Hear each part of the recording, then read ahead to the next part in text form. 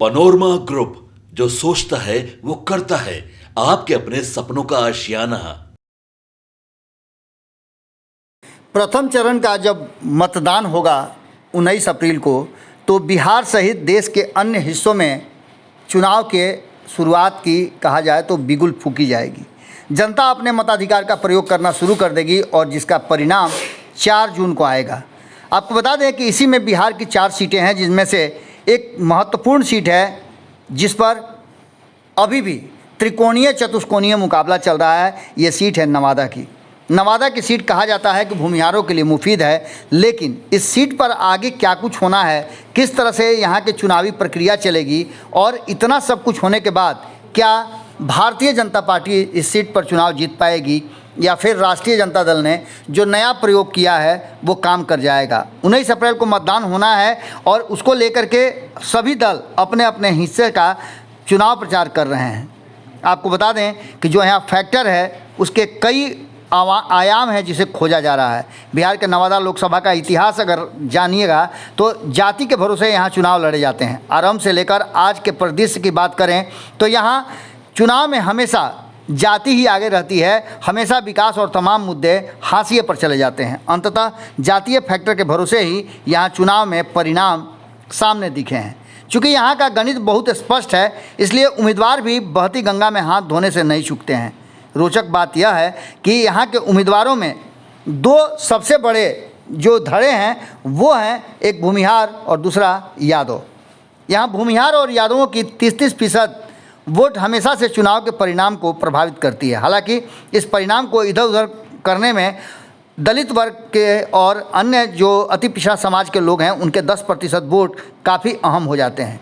इसके अलावा मुस्लिमों के 5% तथा एक तरफा वोट अगर पड़ जाता है तो अंतर पड़ना शुरू हो जाता है। इसमें तोड़फोड़ की राजनीति भी होती है और हर बार देखा यह जा रहा है कि यहाँ बाहरी उम्मीदवार ही यहाँ का नेता बनता है।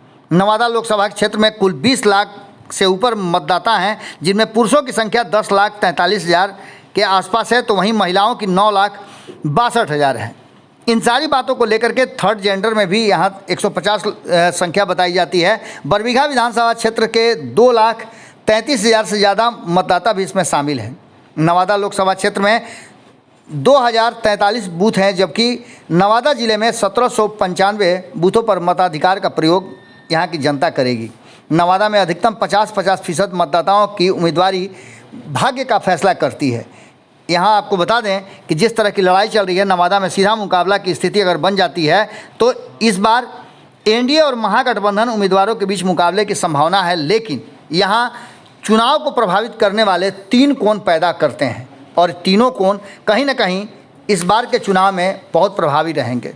आपको बता दें कि इनमें सबसे बड़ी बात यह है कि बागी जो राष्ट्रीय जनता दल से खड़े हुए हैं और दूसरी तरफ एनडीए से बागी, वो दोनों ही चुनाव को प्रभावित करेंगे। एक तरफ जहां गुंजन सिंह विवेक ठाकुर के लिए मुश्किल पैदा करेंगे, तो वहीं विनोद यादव श्रवण कुमार कुशवाहा का नींद उड़ाए हुए हैं। अब देखना दिलचस्प होगा कि यहाँ की लड़ाई अंतिम मोड़ में क्या कुछ दिखाती है। एक बात तो तय है कि सभी अपने अपने हिस्से का जो उम्मीदवारी है और जो ताकत है लगा चुके हैं। जहाँ एक तरफ प्रधानमंत्री नरेंद्र मोदी से लेकर के हर नेता एनडीए की जीत यानी विवेक ठाकुर की जीत का दावा कर रहा है, तो वहीं दूसरी तरफ तेजस्वी यादव भी मुकेश सहनी को लेकर के लगातार नवादा में कैंप किए हुए हैं। तो वहीं आपको बता दें कि राजबल्लभ यादव सहित उनका पूरा परिवार विनोद यादव के साथ खड़ा है, तो वहीं गुंजन सिंह अपने कलाकारी को लेकर के भी अपना पक्ष पूरी मजबूती के साथ रखे हुए हैं। देखना दिलचस्प होगा कि जब 19 तारीख को यहाँ मतदान होता है तो जनता किस फैक्टर पर मतदान करती है। हमारी नज़र इस पूरे प्रक्रिया पर बनी हुई है। आपकी नज़र भारत लाइव पे होनी चाहिए, क्योंकि अच्छी और सच्ची खबरें आपको इसी चैनल पर मिलेंगी। बहुत बहुत धन्यवाद। पनोरमा ग्रुप, जो सोचता है वो करता है। अगर ये वीडियो पसंद आई और वह बिहार के राजनीति और बिहारियत से सरोकार रखेनी तो सब्सक्राइब बटन दबा के चैनल के सब्सक्राइब कर ली। ओजे एगो घंटी बा, ओकरा बटन दबा देला से कुल सटीक और मारक खबर रुआ मुफ्त में मिल जाई। अगर रुआ पत्रकारिता के हमनी के नया प्रयोग में सहयोग कर चाहतानी तो ज्वाइन बटन दबा दी। पेटीएम नंबर नोट कर ली 9386816700। धन्यवाद।